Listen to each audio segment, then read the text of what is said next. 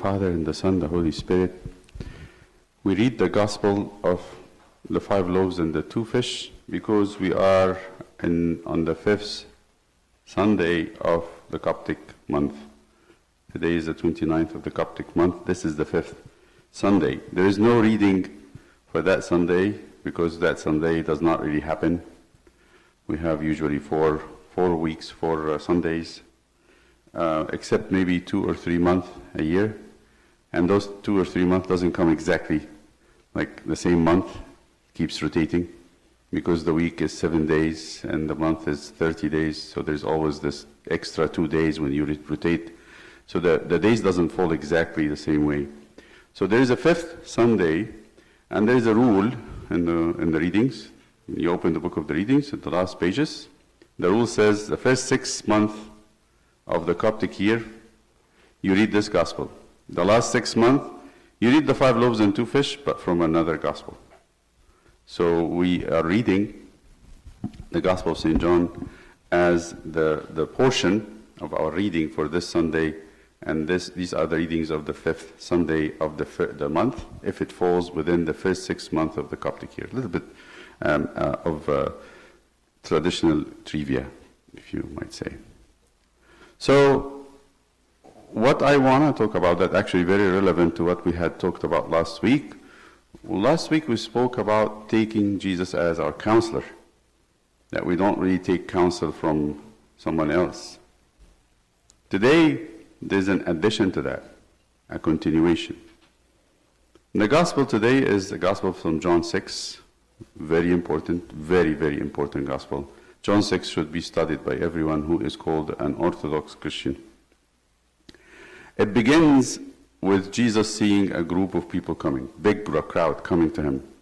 And he had healed, he had taught, he'd done a lot of things. And now people are following him everywhere. They come to this a very deserted place. In the Gospel of St. Luke, he says, he told the disciples, you've been tired. Actually, he just sent them on a missionary trip. Maybe they took a week, 3 days, 4 days. They went and preached that Christ is coming to every city in Israel. They came back and they started telling him about everything happened with them. So he told them, come to a quiet place, because there's a lot of people coming and going. He wants to hear them without distraction. So it says in Gospel of St. Luke that he went to a place, a deserted place. Today, traditionally, those of us who went to the Holy Land, it's a hilly ground by the Sea of Galilee. It's beautiful. You can go. And Jesus always did this. He'd take his disciples for a retreat on and off to a place that's beautiful. He loved that.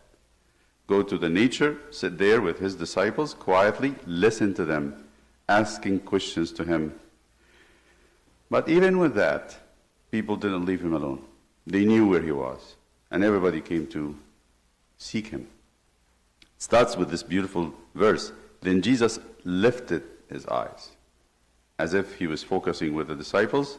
And then he started seeing or feeling this big crowd of people coming. He lifted his eyes and saw the crowd coming. But he did not lift his mind from the disciples. He's still with the disciples. We're going to see that. So he said to Philip, and why he picking on Philip, I have a suggestion, but I think you might be wondering about this the rest of your life, and I don't know the answer to that. Philip, he said, where shall we buy bread that these may eat? He started pointing at the crowd. He's asking Philip, where shall we buy bread? And the Lord here is tricky. He doesn't tell him, where shall we bring bread? Where shall we buy bread? It's tricky. It's like a teacher who's tricking his disciple or student into a difficult question. And then it continues to say, but this he said to test him.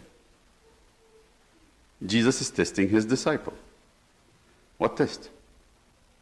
For he, the capital H, that's Jesus, he himself knew what he would do. We know what he would do. Of course, we read the gospel. But he's asking Philip a very peculiar question. Where shall we buy bread? Jesus knows that there is no bakery in the area can feed 5,000 families. Not today even. If I ask the bakery, maybe go to Newmont and ask them today, I want to buy bread for 5,000 families, what would they say? No, you cannot do that. You're going to have to call ahead and prepare, and we have to. So he knew this is impossible. And Philip answered and said, okay, let's suppose that we're going to go and buy bread from all the bakeries around us and collect bread from all the houses and pay them money. He said, 200 denarii. If you know that the wage of a regular worker a day is 1 denarii, that means the salary of someone for 200 days. That's a lot of money. By today's money, the minimum wage is $7? Say $7. That's a denarii is a $7. An hour, I'm sorry. That means what? 7 times 8 is 56, say 60. $60 a day. Multiply that by 200. You get the number. 200 times 60, which will be $12,000. Okay, so Jesus is requiring from Philip to buy bread. It's worth $12,000. So, and then the other one that you have to watch very carefully is after he asked this question, and then Philip answered and said, 200 denarii worth of bread is not sufficient for them, that every one of them may have a little. This is always make me laugh. One of his disciples, Andrew, interjected. He kind of went in the middle and started talking. Jesus talking to Philip, Philip is answering, and then Andrew, Simon Peter's brother, said to him, there is a lad here who has 5 barley loaves and 2 small fish. And when I read this the first time, I said, this seems like hope. Somebody really realized that Jesus can do the miracle. He's actually anticipating it, right? But then immediately after he said this, and he said, but what are they among so many? He got a little bit of hope, and then all of a sudden the next part of the question did what? Psst. Okay, he doesn't expect anything. So why was he talking? You know, when a child in a class raises their hand all the time, they know or they don't know, they raise their hands. So that's what he did. Why do you think he's doing that? It needs a little bit of thought to know why Andrew is doing this in this situation. It seems like, when you read the Gospel of St. John, he's trying to save him. Why was he trying to save him? Why not other disciples trying to save him from this embarrassment, from this squeezing question, the pressure? Why? In the Gospel of St. John at the beginning, it says that, and Andrew found Philip and brought him to Jesus. Now you get it. That is the case. He is his friend. He likes him a lot. Andrew and Philip, they're very close friends. So when he saw his friend in a tough situation, in a hard spot, what did he do? He ran to the rescue. But he doesn't know what to do. He just wants the attention off of him. But this is something important. I'm not saying all this to make it a funny story or something else. I just want to drive the point. There is a point here that the Lord is trying to make, and St. John is bringing out very poignantly. He is bringing it out in a very beautiful way. Then Jesus continues to say, make the people sit down, and there was much grass in the place. What is going to happen, and why did this happen? What's going to happen is Jesus is going to go do a miracle. He's going to do something that astonish everyone. They will all thinking of taking Jesus and making him a king. It's a poor country, we don't have enough bread.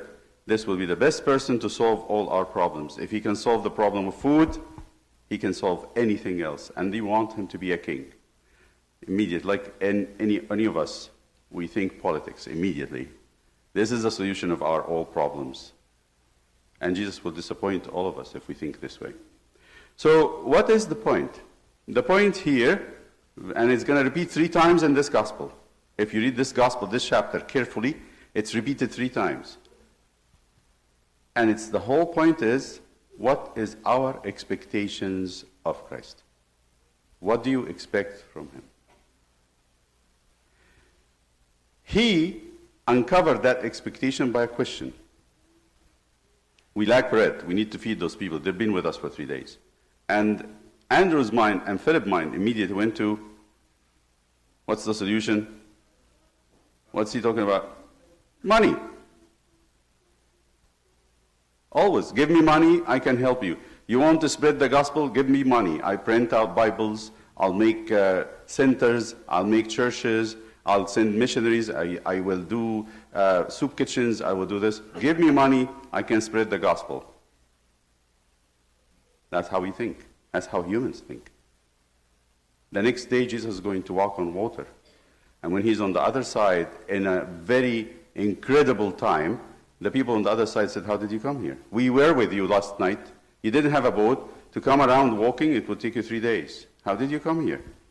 They had not expected, although they understood that he can make the 5 loaves feed 5,000 people, now they cannot understand that he can walk on water. What do you call that? What do you call that? They're always behind, that humans are always behind. And he's like a good teacher who's very patient. He's just giving them one piece at a time, one piece at a time. And to tell today, we need training to think like Jesus wants us to think. So the expectation of Christ is only what we know. We don't have an idea about what we don't know, and we don't expect anything more. We don't expect anything more. In our own personal lives, in the church life, in the community life, in the country life, in the world life. We don't expect more. That's why nobody really prays. If we expect, we will pray. I have a story from the Old Testament that actually says this very clearly and almost unambiguously, without any, making it nice kind of thing. In chapter 16 of 2 Chronicles, there's a story of a king. He was not a bad king, actually. The Bible doesn't say something bad, very bad about him, except this one. Okay? There is a king in the line of David. His name is Asa, or Asa. And he was in the time of a king of Israel. His name is Baasha. So one time, Asa was in a fight.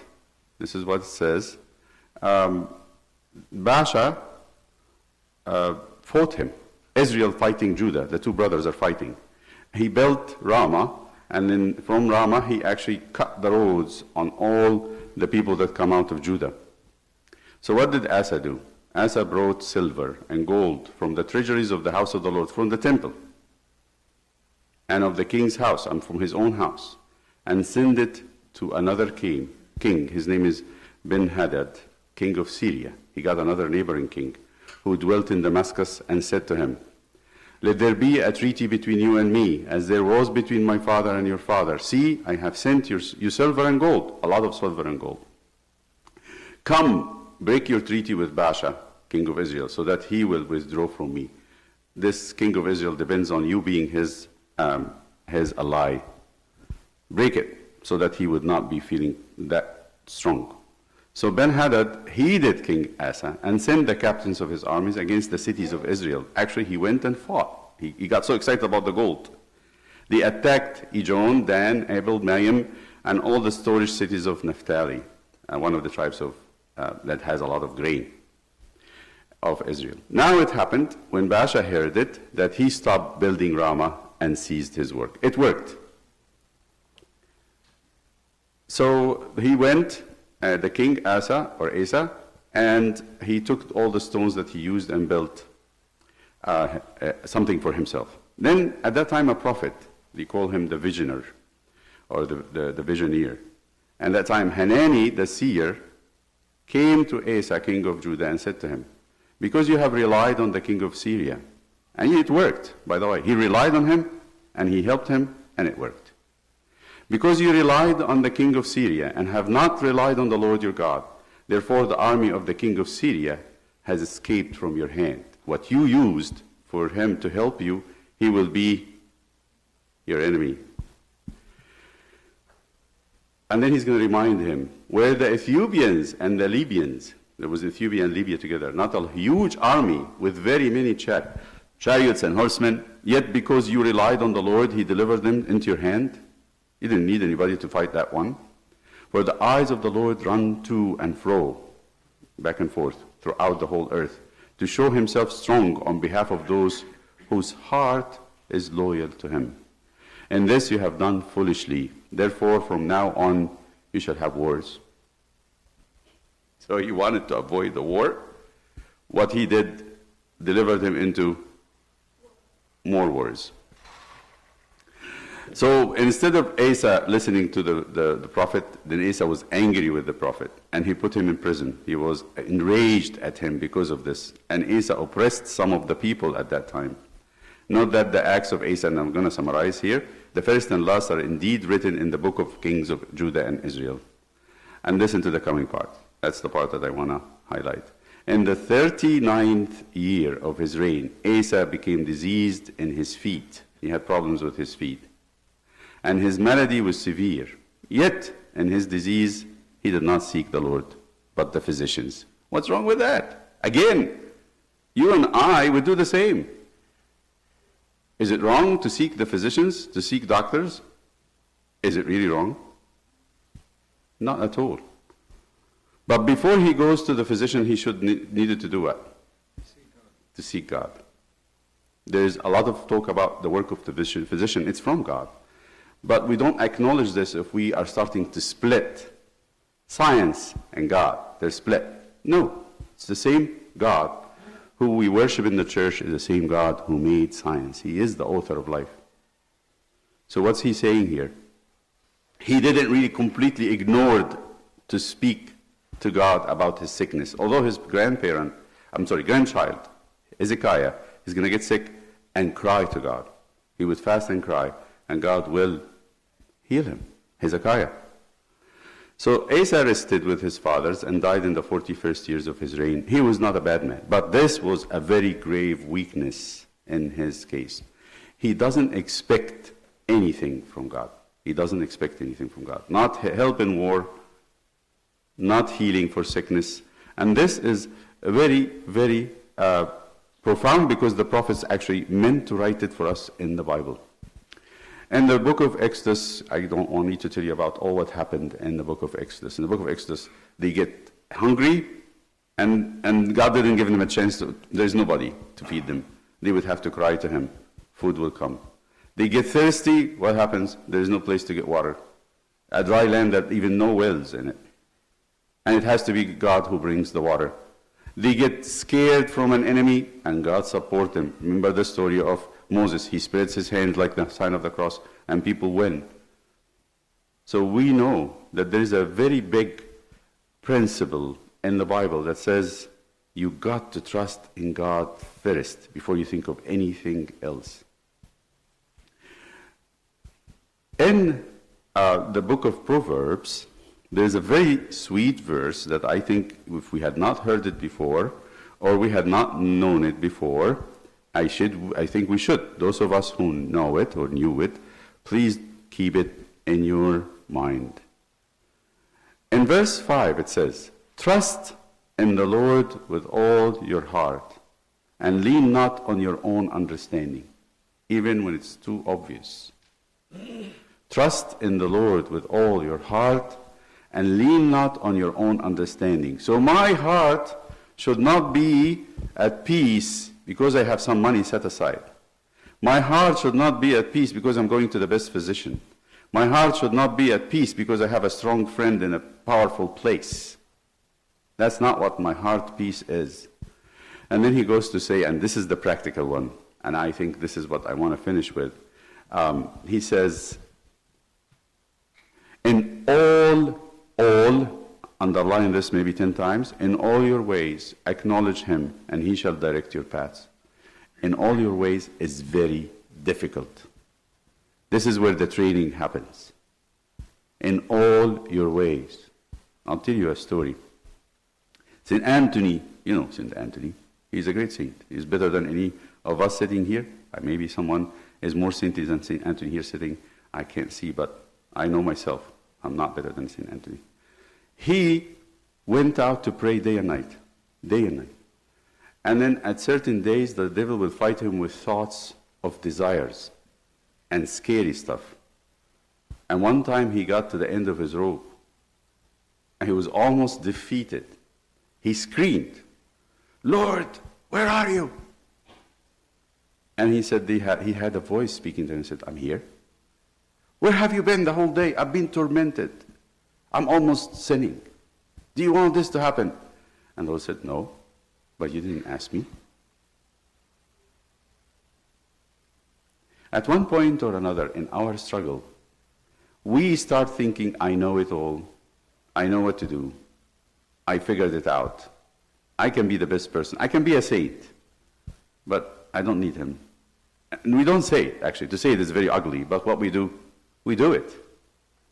We practice it. That is the toughest one. That is the toughest one, because you can be doing very well, and at 1 second you forget him for maybe a minute or an hour or whatever, and that hour, the enemy comes and steals everything you have built. It's almost like, I'm going to give you this from the wild stories. A wolf or an animal of prey a predator, who wants to steal a young animal, as long as the parents are awake and aware and around, that predator cannot touch the young one. What are they waiting for? They're hungry. They're waiting for the mother to snooze, to forget, to be busy getting something. They can snatch that little one. If the little one is sharp, they don't leave their mother. Never. Because they know with their mother, with their father, they're not going to be hurt. In the Psalms, and it's Psalm 25, so this first verse that says, trust in the Lord with all your heart and lean not on your own understanding. In the Psalms, there is a verse that I want to finish with, and I want you to remember that verse too, because it's so beautiful and to the point, and it's Psalm 25.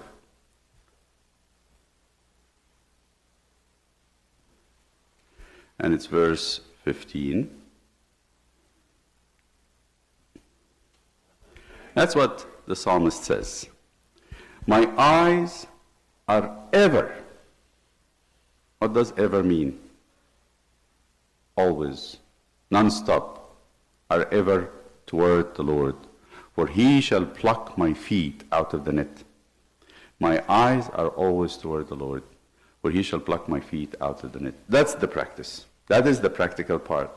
The practical part is slowly, the person started to turn their eyes from what they can do with money, what they can do with friends, and what they can do with powerful people, and what they can do with means and technology, and slowly start to turn their eyes to him, and him alone. Then comes the money, then comes the power, then comes whatever you want. But this is what we should do. It's very easy to lose that sight. And this is what happened in the garden. They were with God all the time. They had the source of life. They had all what they needed. But the devil came to shift their gaze from God to the tree. This tree is your life. This tree is what you need. This tree is what. And this is what happens with us every single day. The practice is constant prayer. If I can say it in one word. My eyes are ever toward the Lord, for he shall pluck my feet out of the net. Be anxious. Be anxious if you have not kept God with you. Of course, Christ. Here in this story today we read Christ. He is the answer to all the questions. He is the answer to the needs. And he will put everything in place. He can use other people. Today he used the 5 loaves and 2 fish of one little lad, which is okay. The little I have with him becomes sufficient. We ask him to grant us this constant prayer, constant relationship with him, that we are in his presence at all times, and we don't let him go. Letting him go is dangerous for us. He's not going to hurt. We are going to. To him is the glory of his good Father and Holy Spirit, now and forever. Amen.